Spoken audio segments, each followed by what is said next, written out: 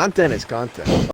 Alright, welcome back to the ROSTERMANIA of NA Valorant right now, and ladies and gentlemen, do we have some juice? Alright, we're going to go over each of these teams, all the roster moves for this next season, and I'm just going to give my expertise opinion on this, because if you don't know who I am, well, let me tell you who I am. Carl, roll the clip. We found one. Nah. Static. So now that you know that I am just, very qualified to give my opinions on these things, and just, you really need to trust what I'm telling you guys, okay? So, obviously, we're going to start with the best team in NA.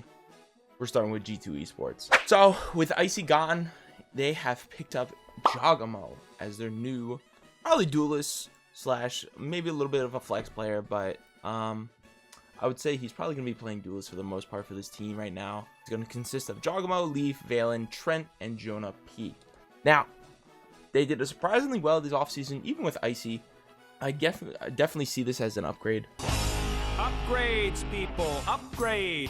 That's how we make the dough. I see them doing only better than when they had Icy. Not that Icy was bad. Icy definitely did. He did his part. He did great for what he was given, and also just being new to the league and stuff like that. Just coming in with like jitters or whatever it was. He definitely grew into the role as the season progressed. And I'm actually kind of surprised that they got rid of him. Not gonna lie, but now that they picked up someone like Jogamo, you know, it's pretty clear which one, you know, is better.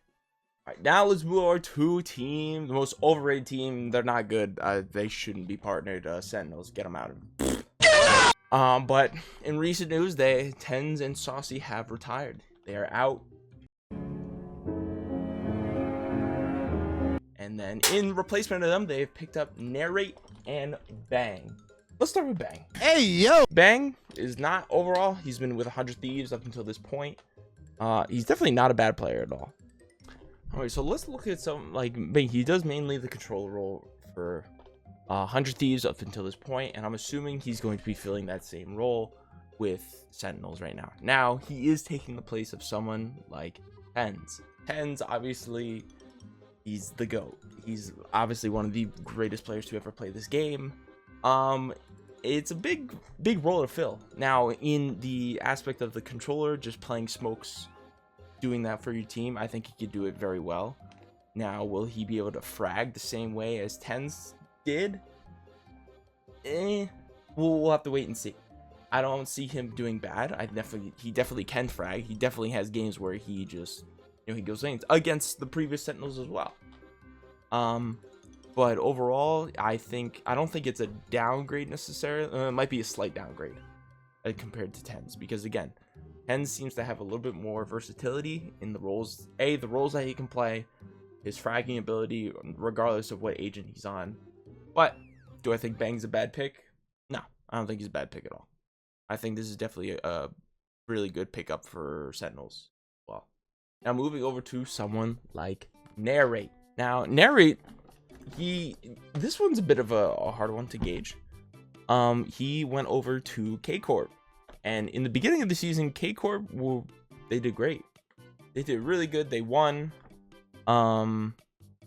their first event in kickoff, and then they went to Madrid, and then after that, they kind of just, like, as you can see here, you know, they win. And then as the season progressed, it just slowly gets more red. So it's kind of hard to gauge because his individual performance is great.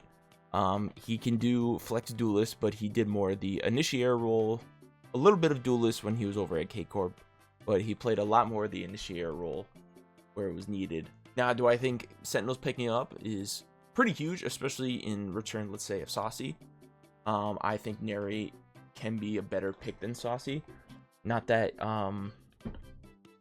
Saucy was bad at all. If you watch Saucy's clutches, it was absolutely insane. He had some of the most insane clutches that ultimately led to wins for this team. And that's kind of a big role for Narrate to fill, but I think that he'll do just fine in filling that role, because again, he does have a little bit more versatility that allows, if you want to go duelist, that means Zakin can play more of an initiator as well, because it's what he used to do on Exit. But we'll have to wait and see what they choose to do and how they want to play this, because I mean, ultimately it's up to the players and stuff like that. And we don't know how they're gonna play. Nextly, we have Leviatan. Now, this one could be huge. Like, really huge. Leviatan, they kind of, like, when we watched them, they were kind of a huge team. They were, quote-unquote, the super team. And then, you know, they made both the different majors. They did pretty well in both stages. And even when they went to the World Championships, they did well. But, again, they kind of just fizzled out towards the end there. They dropped Mizuno for Demon 1. It might be a bit of a controversial pick because there's been a lot of hate towards Demon 1 recently in his performance with NRG, because everyone considered NRG to be also a super team, but I didn't really process it that way. I didn't think they would. Obviously, Ethan and him were great picks for that team, but just the structure around it wasn't there. And, you know, there's more things coming out about that. Whatever, controversy, and who cares about that? I don't care about that set. But just individual play, he definitely didn't perform the way he used to when he was on EG. So, I mean, this is another one that is just kind of have to wait and see. Will he get back to his former self, where how he was playing back in 2023 on the world stage? I don't know. We're gonna have to wait and see. But what he brings to this, I'm assuming he's gonna be playing. Actually, I really don't know what he's going to be playing, because they have King usually on the either the flex role, or I know King likes to play Omen a lot. But we'll just have to wait and see. Maybe they're doing that so that way he can shift off of that and King can play something else, because I don't know why you would take Aspas off of Duelist unless he doesn't want to play Duelist. But I know also Demon 1 doesn't like Duelist. That's why he's been making the switch towards like a controller, just kind of like what Tens did. But, again, we still have to wait and see. It's hard to say because we haven't seen any action from them yet. We don't know what they're playing. But I don't see them switching Aspas off Duelist. I don't see them switching King off of their controller. So we're kind of have to see where he fits in. If he's going to do the Initiator role. I mean, I know we have Calm as Sova. Or if he might even do a Sentinel role. I don't know what Demon 1's going to do. But ultimately, it comes down to whether or not is he going to frag or not. Is he going to get kills? Is he going to actually put up numbers for his team? Who knows?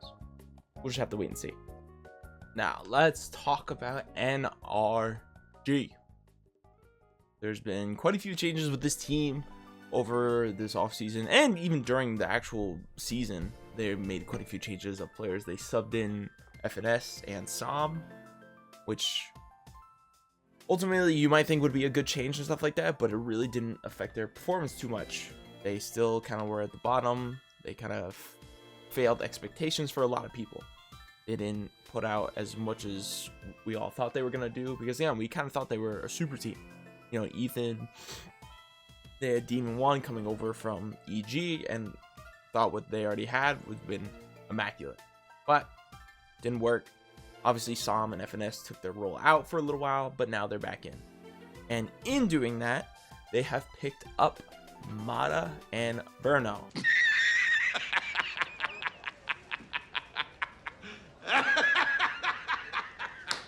Now, Verno is a player coming over from Oxygen Esports in the Challengers ranking, so below the actual partnership, but overall, I don't know too much about Verno.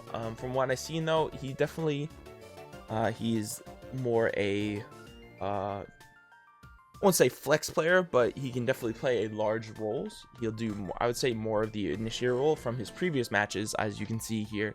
He has quite a few, you know, Gecko, Sova, and Breach kind of layout, but you know, he has some Yoru, he has some Sage thrown in there, so I think he's gonna really try and fill that role, because I'm assuming FNS is still going to stay on his Sentinel role for the most part, and then Sam will stay on the Smokes role, and then Ethan will be their flex player. But we'll have to wait and see, again, because these teams are probably going to change a lot about these things. But overall, I think it's a pretty decent pickup as opposed to what's available to them right now. Do they have a lot of options to choose from? I don't know. It also depends on how much they're scouting. They have a new coach. Chet is out. So we're going to see how that mends together too. And then on top of Verno, they picked up Mata. Now Mata was with Moist. And again in challengers as well, and he was a primary duelist role. He liked to do Jet, Reyna, as you can see, Raze, all that stuff. And you know, we're gonna have to see how he plays. He definitely did good for his team on Moist, but I think also the people surrounding him on Moist wasn't what he needed to thrive. Granted, again, it's in challengers, so I don't know. We're gonna have to see what Mata can do for this team right now, because again, I think assuming most of NRG is gonna do a lot of their same roles. But if Mata can come in and really frag out for them, I think that'll do a lot for them.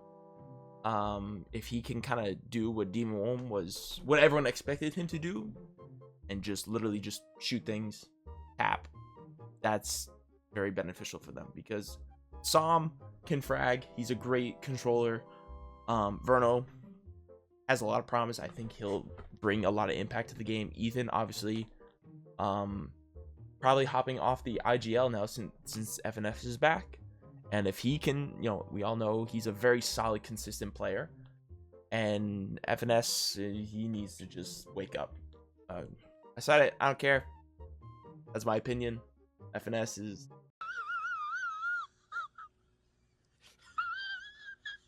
Now let's move over to Cloud9, or Fail9, I like to call them.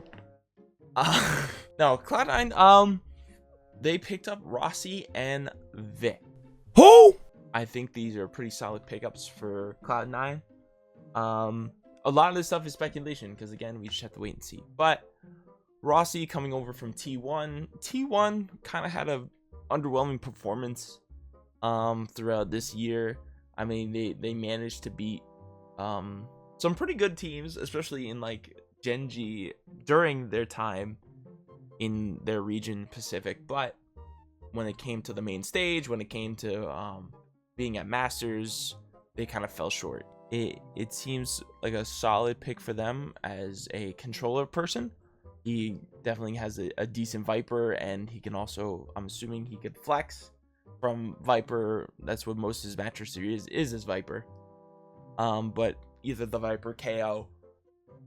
Towards the end, he started to branch out a little bit with the Gecko and Sova, but overall, I think they're going to keep him mostly on like that Viper pick, and maybe towards that KO pick as well.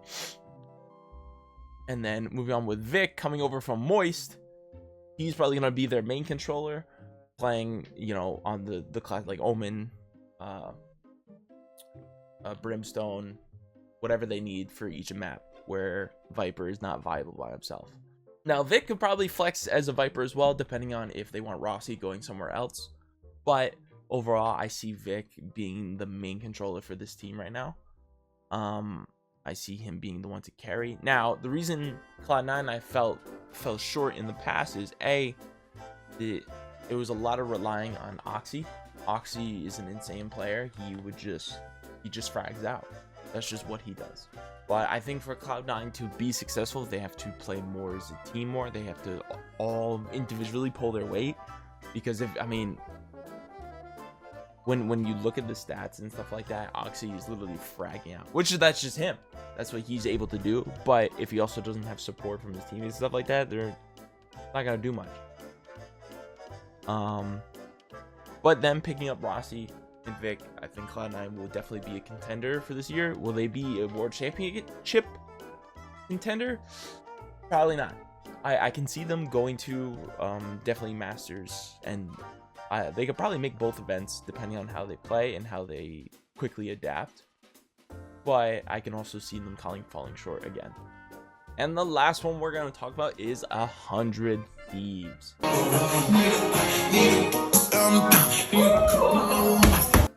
Now, with 100 Thieves, they lost Bang, and they pick up Xander instead for Bang's place. Now, this is kind of an interesting pick, because a lot of people kind of speculated Xander would go to Sentinels, because him and Zelsus have played together, so they kind of have that chemistry already. But alas, no, he did not. He ended up making his way to 100 Thieves. Anyway, Xander coming over to 100 Thieves. He's probably going to be their main controller now, taking place of Bang in his spot. I know they had Cryo kind of going back and forth as well on the controller role, but I think Xander coming in, he's going to fill that role and just kind of be a permanent one to play on there. That way it gives Cryo Sales flexibility to go back towards his duelist role, or, you know, whatever they want him to do. But in that, with support of that, they also have people like Asuna, they have EU, and Boostio. Boostio calling, probably playing the Sentinel role again. EU more the Initiator role, and Asuna probably more of a flex. Which is interesting to see, because back in the day, Asuna used to be the main duelist, and now he made the switch to this role. Not that it stopped him at all. But there has been a slight, I feel like there has been a slight decline in Asuna's performance for this team in that, but I think he's finally adjusting to it, and that's probably going to perform for them greatly in this time. But Xander coming from M80 to here, I think that's a big upgrade for him. Granted, his performance in the last Ascension series wasn't the best, but he's kind of falling short. But then he also has moments where he has very high highs. If he can kind of figure out a way to just stabilize that and just have a little bit more playing with consistency or whatever, I think he'll be a great individual, and 100 Thieves might actually be somewhat of a contender. They did make it to 1 Masters last year, but again, they fell short. Didn't really pull it out in the end. In the end, G2 has it. We all know that. They're going to be the best team in Americas for sure. For sure. Please don't let me down. Anyway, if you enjoyed the video, please like it, subscribe for more, and I hope to see you guys in the next one. I can see the whole future from right where I'm sitting. The ball's main stage in the village, still hitting. The odds stay in the game, but I'm still trying to sub it. In my dreams, exhale to more to make a living. Type funds on my bag, burning cash, not my ammo. Like fun when I rap on a 4-second demo. That's a 4-second memo.